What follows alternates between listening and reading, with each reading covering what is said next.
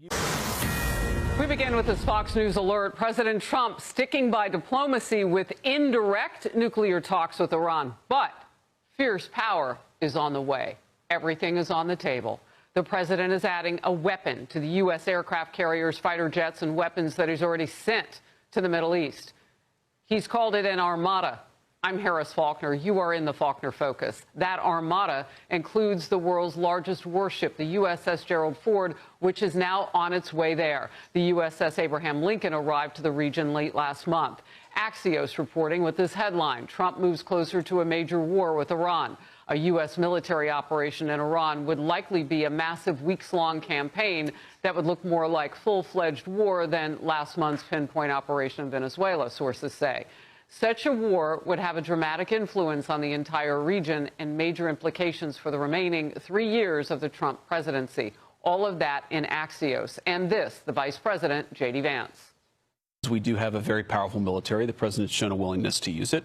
He also has a remarkable diplomatic team. He's shown a willingness to use that, too. Our primary interest here is we don't want Iran to get a nuclear weapon. We don't want nuclear proliferation. If Iran gets a nuclear weapon, there are a lot of other regimes, some friendly, some not so friendly, who would get nuclear weapons after them. That would be a disaster for the American people. The president has all options on the table. Chief International Correspondent Trey Yingst. Trey. Harris, good morning. A massive amount of U.S. military equipment continues to flood into the Middle East in preparation for action against Iran. Reports indicate the U.S. has moved more than 50 fighter jets to the region over the past 24 hours alone. Along with the USS Abraham Lincoln Carrier Strike Group already in place and the USS Gerald R. Ford on the way, there are a variety of other U.S. Navy assets in the Red and Mediterranean seas. While talks on Tuesday left both sides saying that progress was made, there are still major questions about Iran's willingness to curb their nuclear program or address the growing regional ballistic missile threat. Yesterday on Fox News, Vice President J.D. Vance was asked about the negotiations.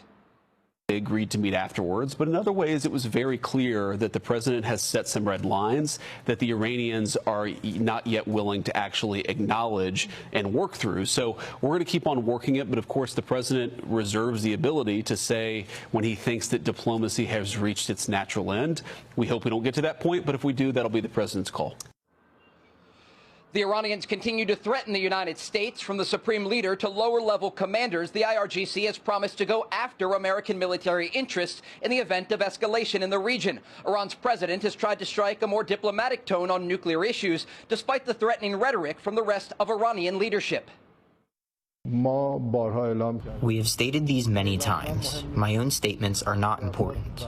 What matters from an ideological standpoint is the policy and the fatwa of the supreme leader. We are in no way seeking nuclear weapons. Whatever form of verification they want to carry out, we are ready for that verification to take place.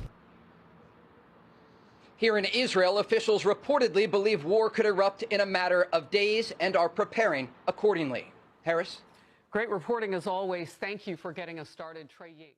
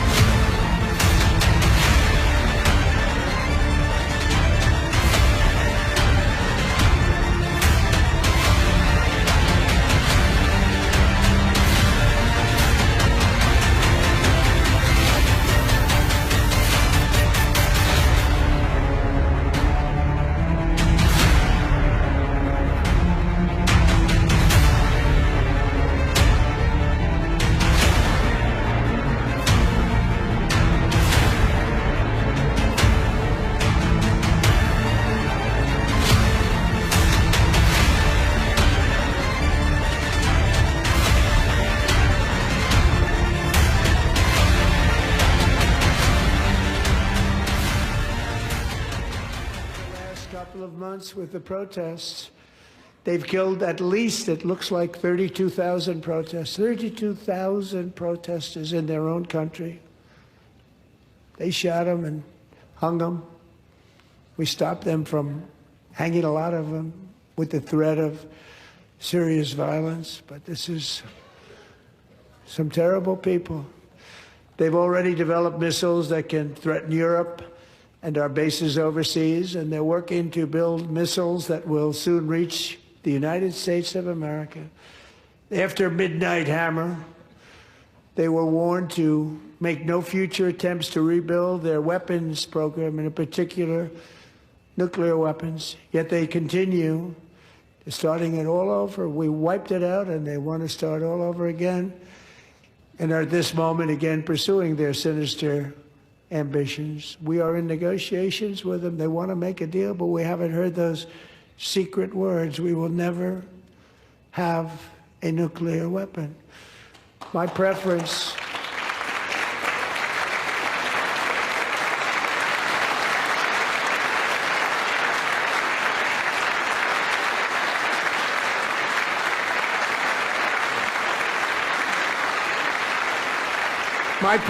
is to solve this problem through diplomacy.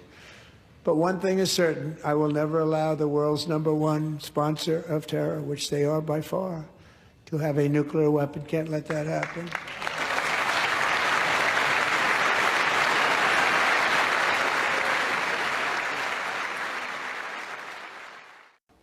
Talks between the United States and Iran over Tehran's nuclear program have ended without a deal. Hours of indirect negotiations in Switzerland reportedly made significant progress, but no breakthrough. Iranian state TV says Tehran plans to keep enriching uranium, rejects sending it abroad, and wants international sanctions lifted. Meanwhile, the U.S. has positioned a massive fleet of aircraft and warships in the region. There would be no victory for anybody. It would be a devastating war. Since the Americans' bases are scattered to different places in the region, then unfortunately perhaps the whole region would be engaged and would be involved. So it is a terrible scenario, and we have learned lots of lessons from the last war. So we are even more prepared.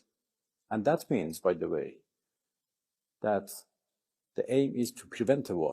We are ready to remove concerns, but we are not ready to give up our right for peaceful use of nuclear technology. This is what we demand.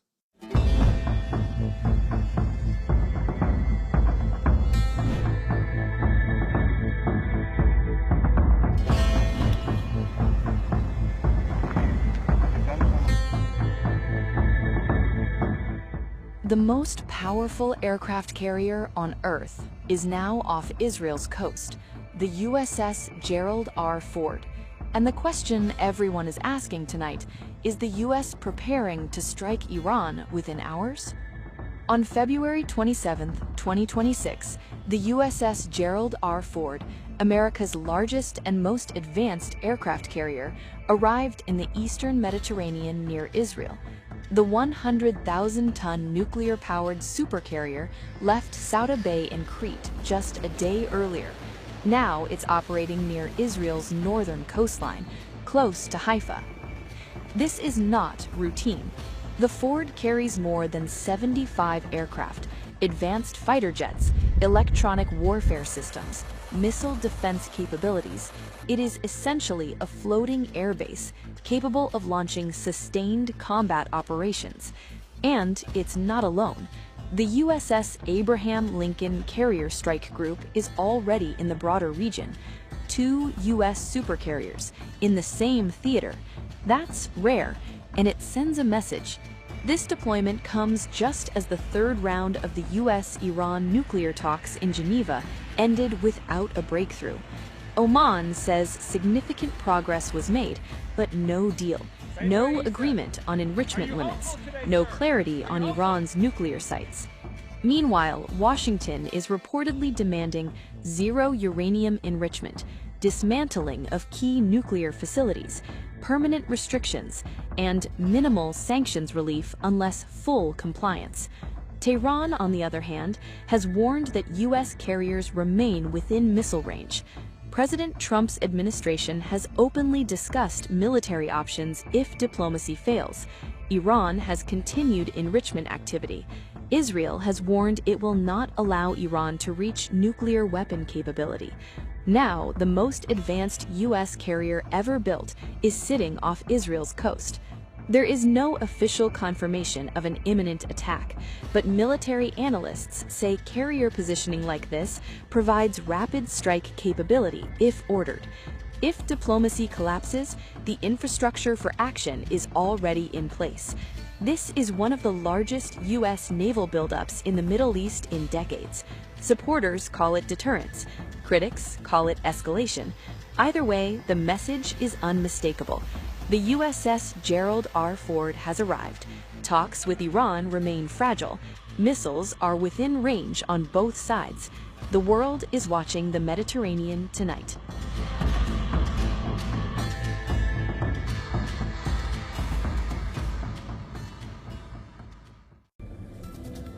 All right, the latest that we are tracking at this point, China has now urged its citizens to evacuate Iran. In fact, the state media announced that all Chinese citizens should avoid traveling to Iran right now amid the escalating tensions between Tehran and Washington.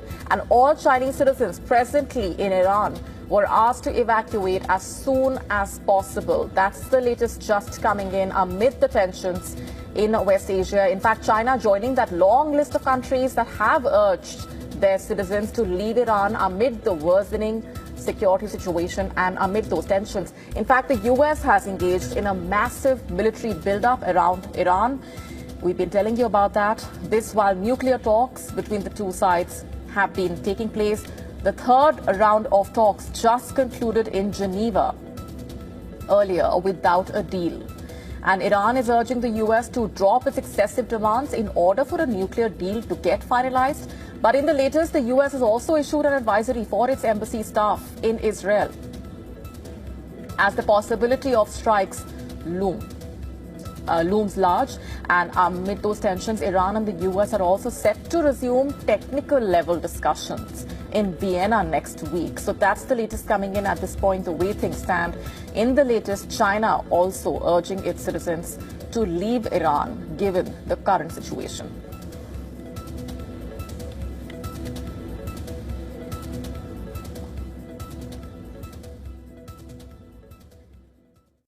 Despite ongoing negotiations, the main question in Washington is when will the U.S. strike Iran?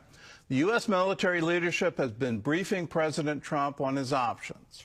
Meanwhile, the United States Embassy in Israel is advising staff to leave now if they want to go, as the risk of war continues to grow. Joshua Swanson brings us the story from Jerusalem.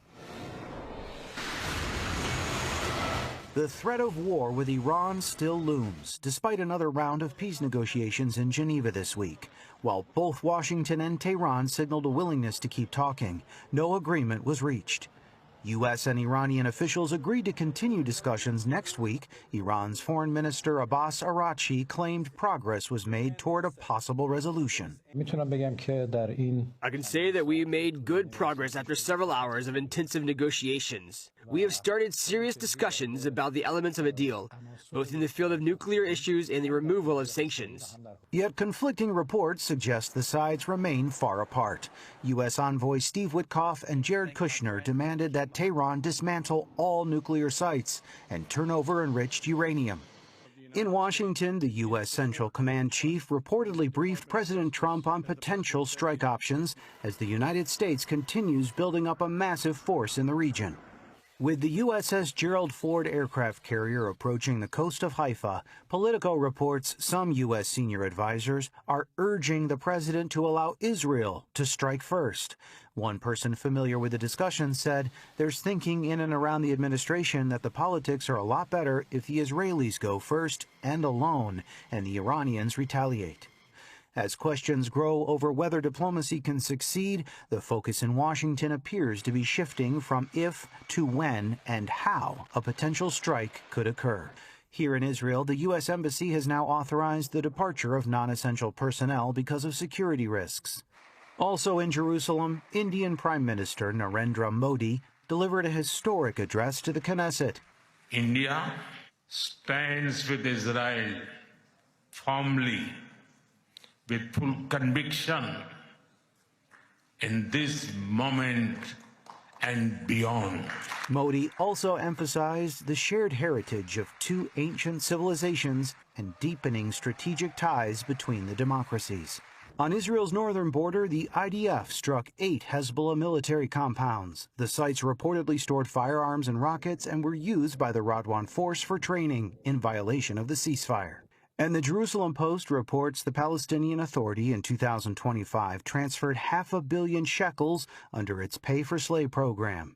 Funds were distributed to families of terrorists, and critics charge Western countries with indirectly subsidizing this program, since the PA can divert funds from its general budget. Joshua Swanson, CBN News, Jerusalem.